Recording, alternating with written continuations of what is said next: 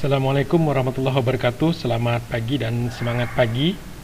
Pada kesempatan kali ini kita akan bahas teknik menambahkan siswa atau peserta didik di kelas online kita yang berbasis LMS Moodle. Nah, di layar ini tampilan kelas atau course kita atau program pengajaran kita. Saya akan langsung masuk ke menu partisipan. Ya, klik menu partisipan. Nah, di menu partisipan ini ada tombol enroll dan sekarang saya aktif di enroll user. Saya klik enroll user. Tombol enroll user juga ada di bagian bawah. Saya klik enroll user. Nah, saya akan tambahkan siswa di sini. Saya cari namanya, misalnya namanya Keisha. Saya tambahkan status dia sebagai siswa, ya, bukan sebagai guru, sebagai siswa. Kemudian kalau ingin saya atur lebih lanjut, misalnya enrollnya ini durasinya unlimited, artinya selamanya terbatas atau berapa hari.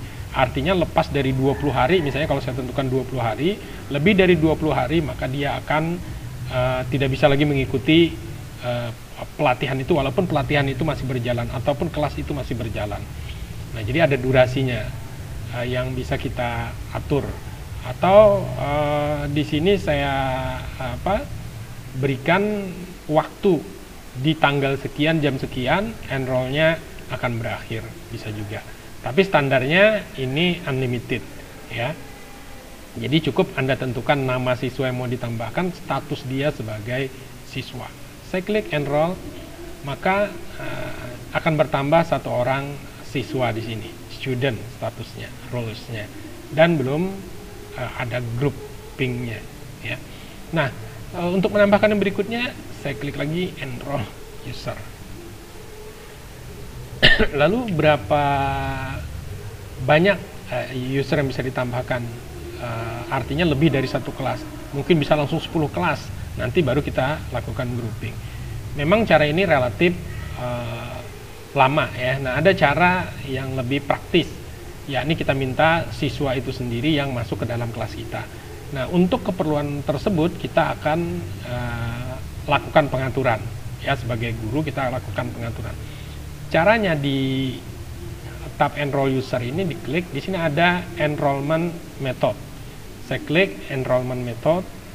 Nah, di sini di sistem ada 3 jenis. Jadi kalau kita buka user tamu umum boleh masuk, maka ini diatur. Tapi sekarang di sini disable dia, ya. Nah, yang aktif hanya manual enrollment, artinya user harus ditambahkan secara manual.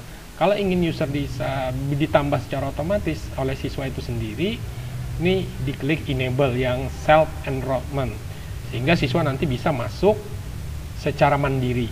Nah, ini sekarang self enrollmentnya sudah aktif, ya. Urutannya sekarang boleh diubah. Saya tempatkan di bagian atas, sehingga metode yang pertama, metode manual, ditambahkan langsung oleh guru. Metode kedua adalah siswa sendiri yang bergabung ke kelas kita. Nah, sisi siswa nanti, ini kalau ini diaktifkan semacam ini, di sisi siswa nanti ada tombol untuk bergabung ke kelas tersebut, ya. Ada tombol untuk bergabung ke kelas tersebut. Saya akan coba masuk switch role to student. Nanti di sisi siswa tampilannya semacam ini, ya. Nah, jadi sisi siswa tampilannya partisipan. Kita dashboard dulu.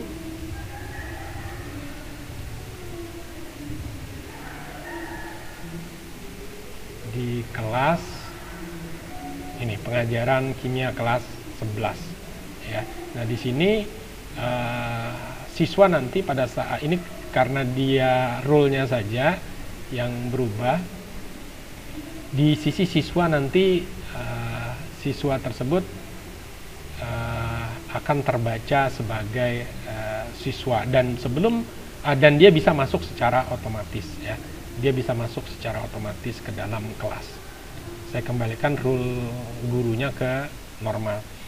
Lalu metode lain ini mau dikunci juga bisa. Artinya meskipun siswa bisa mendaftar sendiri, tidak serta-merta siswa harus memiliki kode, ya. Nah, caranya di set enrollment di bagian kanan itu ada simbol gear. Itu diklik. Nah, setelah diklik, enrollment key-nya bisa ditambahkan di sini. Jadi ini semacam password untuk masuk ke dalam kelas yang diajar oleh seorang guru. Misalnya guru tersebut menambahkan untuk masuk ke kelas kimia, maka dia passwordnya adalah asam basa. Jadi passwordnya asam basa misalnya. Nah, ketentuan lain boleh diatur lamanya, sistem groupingnya seperti apa, waktu mulai.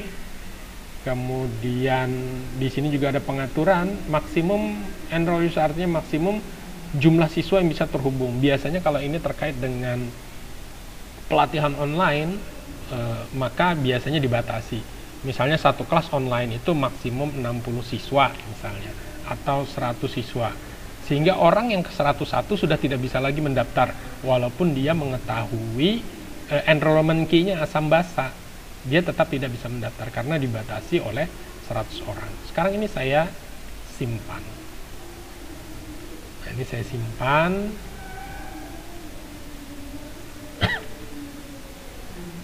Oke.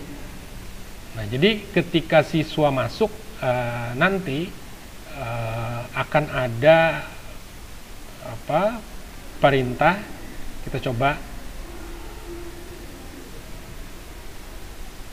Akan ada perintah, ini harus dikeluarkan dulu ya sebagai siswanya, sebagai guru.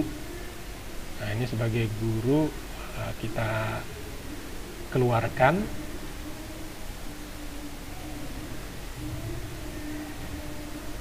Keisha. Sekarang saya akan login masuk sebagai Keisha di tab baru ya.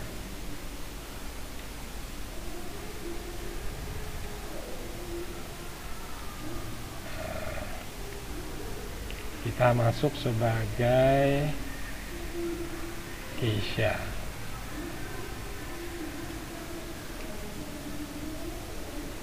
Keisha Nabila.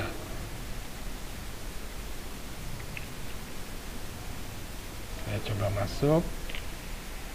Nah, ini saya masuk sebagai Keisha Nabila. Di sini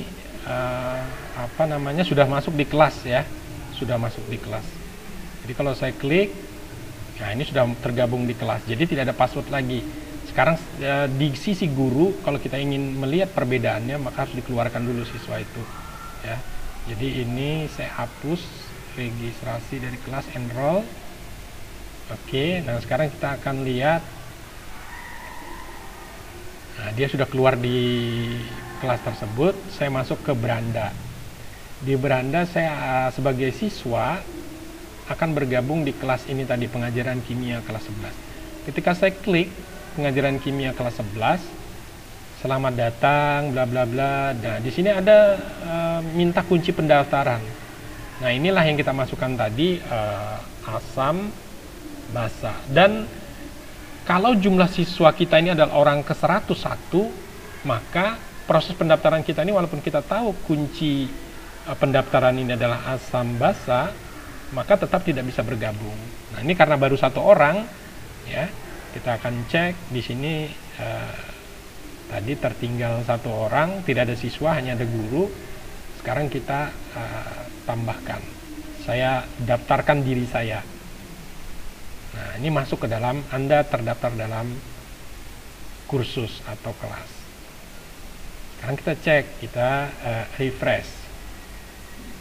Nah, statusnya dia sebagai siswa sudah masuk, student ya, belum ada grouping. Nah, jadi demikian tadi teknik menambahkan user, bisa menggunakan enroll user secara manual semacam ini, cari siswanya, namanya misalnya cukup ketikkan huruf awalnya saja. Nah, misalnya ini ya, ketik student, standarnya student, langsung enroll. Ini cara manual. Cara otomatis Anda bisa masuk ke enrollment method, kemudian di set enrollment untuk student itu simbol matanya dihidupkan, di enable ya. Kalau posisi disable seperti ini tinggal diklik maka dia jadi enable. Nah, ini kalau saya klik dia jadi disable. Jadi on off, klik sekali dia enable, klik sekali dia disable. Nah, pengaturan berikutnya ada di edit. Di edit inilah ditambahkan enrollment key atau password untuk masuk ke dalam kursus atau pembelajaran atau kelas atau pengajaran yang disusun oleh guru. Demikian, terima kasih. Wassalamualaikum warahmatullahi wabarakatuh. Selamat pagi dan semangat pagi.